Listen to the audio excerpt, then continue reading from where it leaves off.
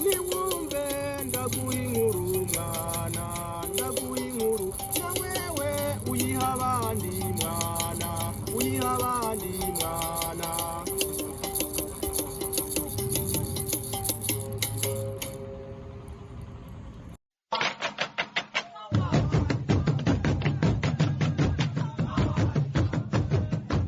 Ikirundi c'abarundi tuyagire sogoko.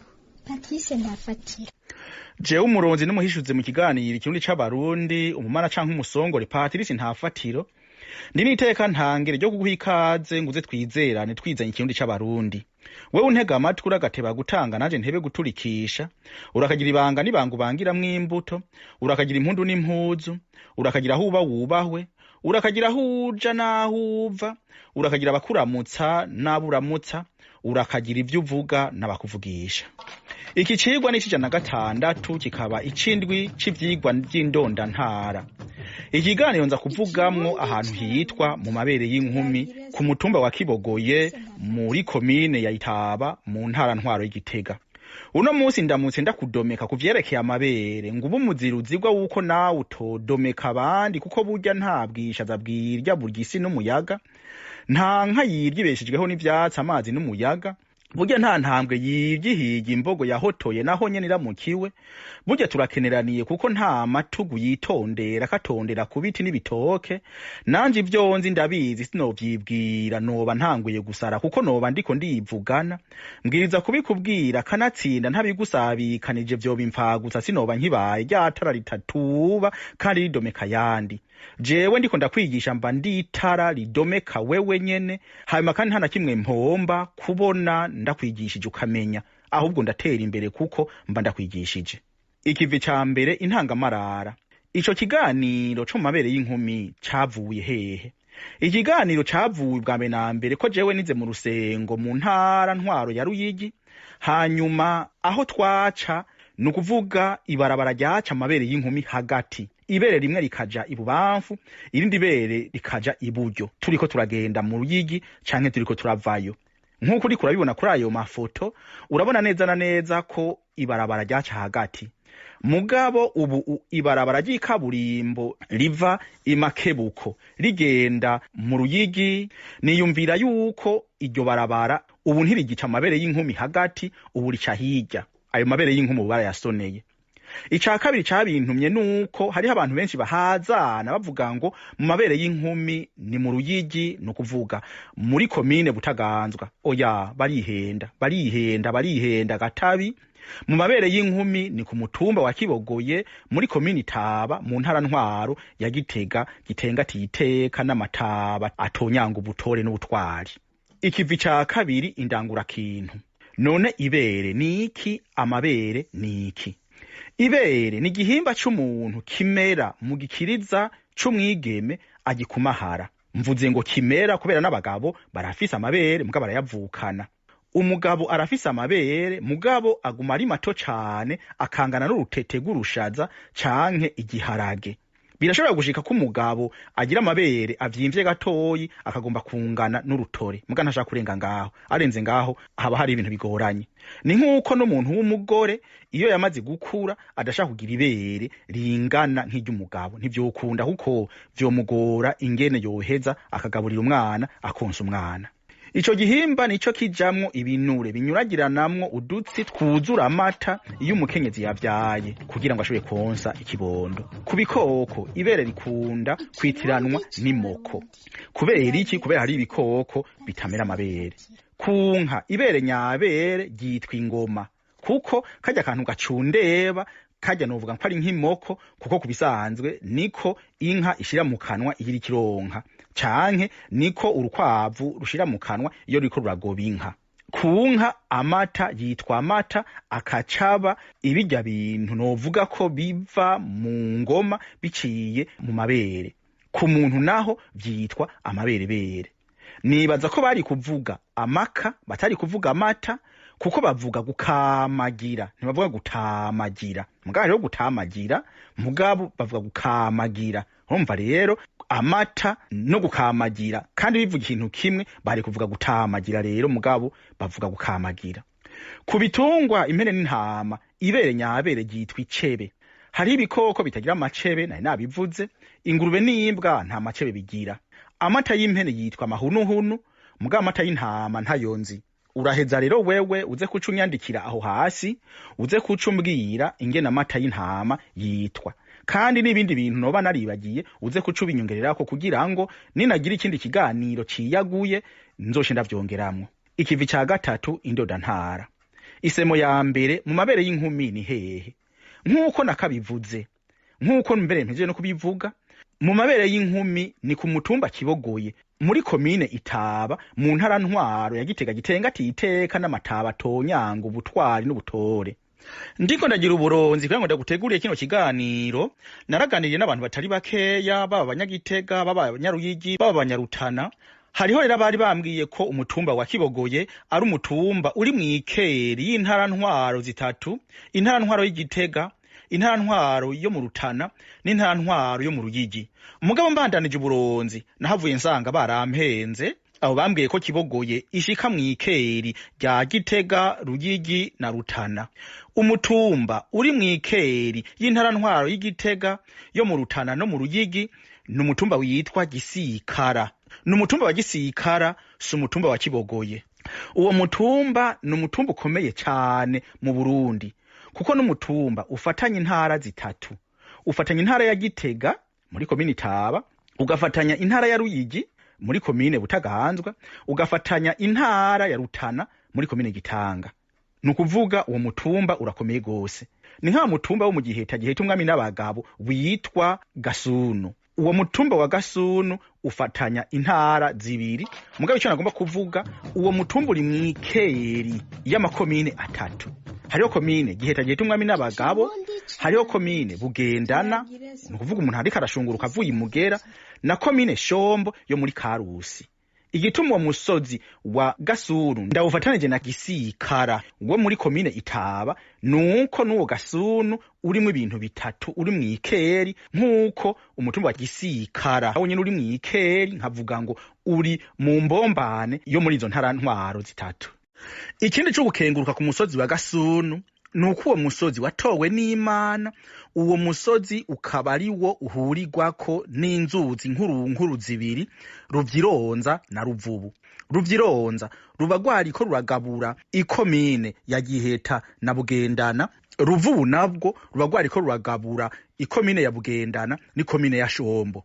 Narigeze gusaba abantu bari mu Burundi ngo bandonderere umutumba uri mw'ikeri ry'Uburundi, Kongo n'u Rwanda, bampe kandi n'amafoto y'umutumba uri mw'ikeri y'Uburundi n'u Rwanda na Tanzania. Mugabo gushika uno munsi ntavyo bashoboye kumpa. Wewe uriko uranyumviriza rero, ni washobora kumpa amafoto yaho Uburundi n'u Rwanda na Tanzania bigabanira, ukampa amafoto yaho Uburundi n'u Rwanda na Kongo bifatanira, uwo bumfashije gose.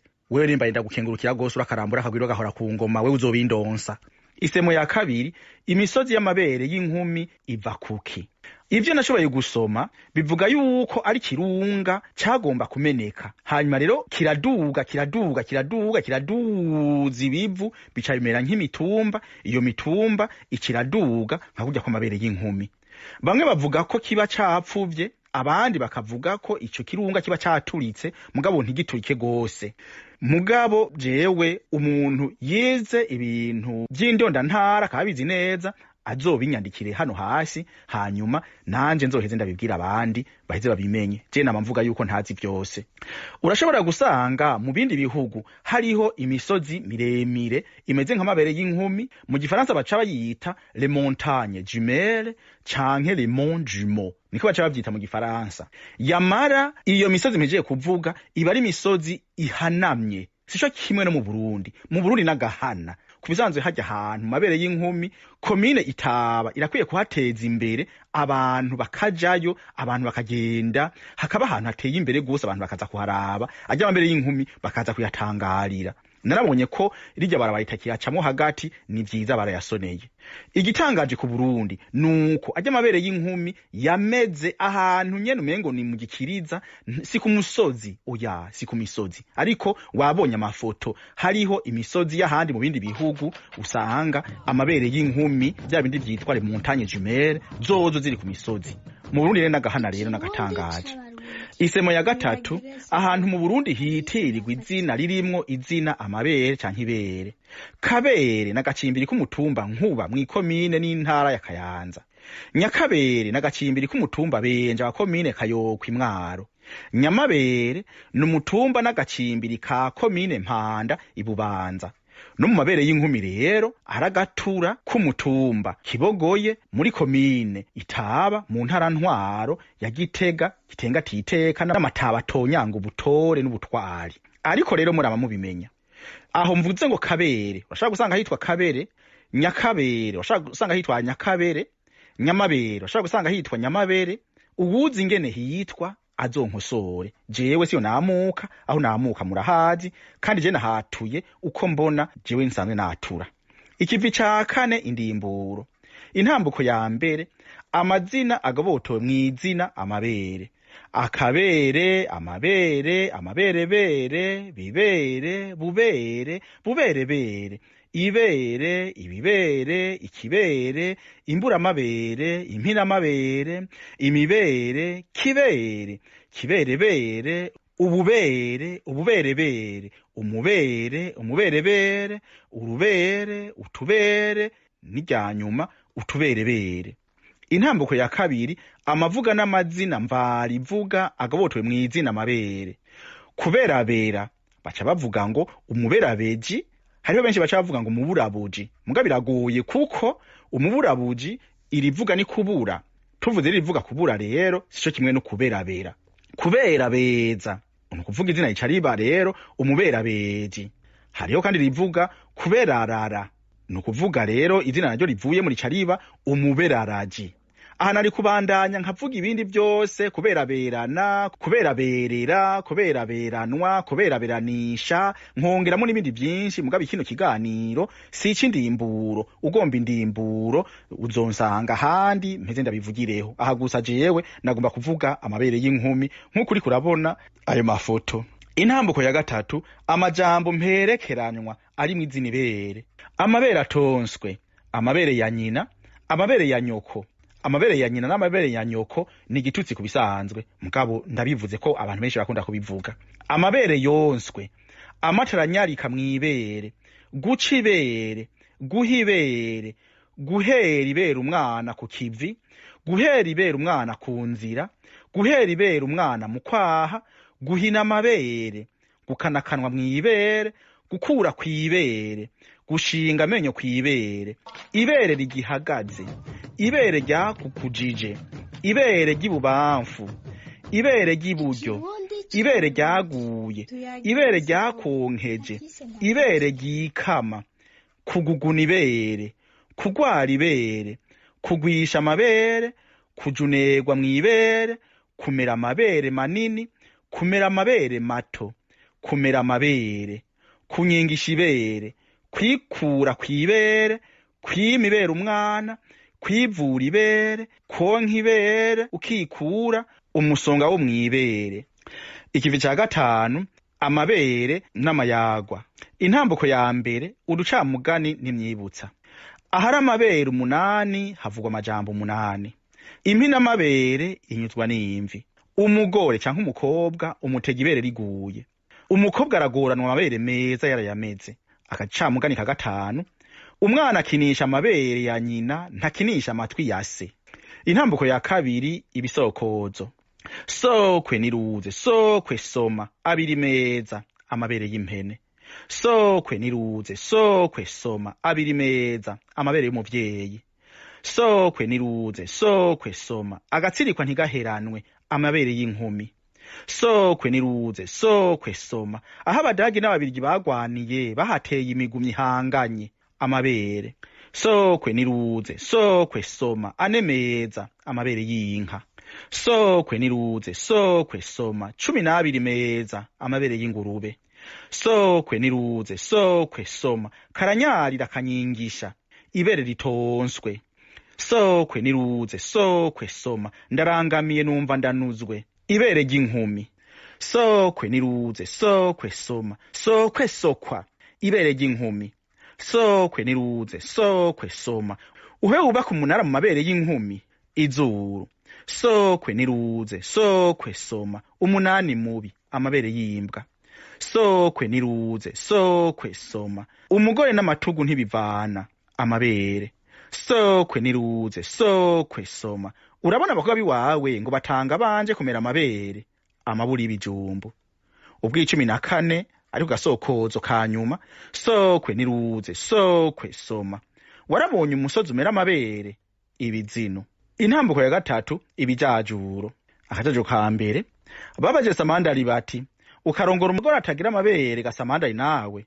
ati ntiyarayo nonka akajajo ka kabiri bati vuga ibintu bibiri umuntu avukana inaranyonga nawe ama wigira ngo urumuhinga atamavya n'amabere bati neza cane ibindi kandi atamabere n'amavya baturayobewe ugumusubiramwo atamaso n'amasoso amatwi n'amatama ntibironkeka kubw'amavya n'amabere gamwabijuju namwe akajajuro ka gatatu baturabona Gasamandari ngo wabira nyoko kizira ati nabonye afise amabere nkagira ngo ni nk'abandi akajajuro ka kane inamujandi yaciye ku mwamikazi amusaba ko umwami yomutezurira ibihano yamuciriye kuko yagirizwa ubugumutsi umwamikazi aratagati inamujandi ati nari kubabara iyo ubutameze amabere abiri nkanje inamujandi acagaba igiteri muramvya anyuruza nyamwamikazi be nayi nabukwe ariwe mugabekazi abashikanye indora igihano cabo kiba icukuhagira abagore babahigi bahejeje kubonana n'abagabo babo bariko baridodomba inamujandi ababwira ati murashishwa mushishikara